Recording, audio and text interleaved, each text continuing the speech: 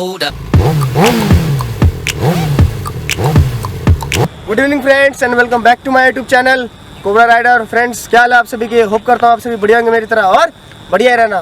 तो आज का जो कुछ वीडियो कंटेंट है कुछ इस तरह है।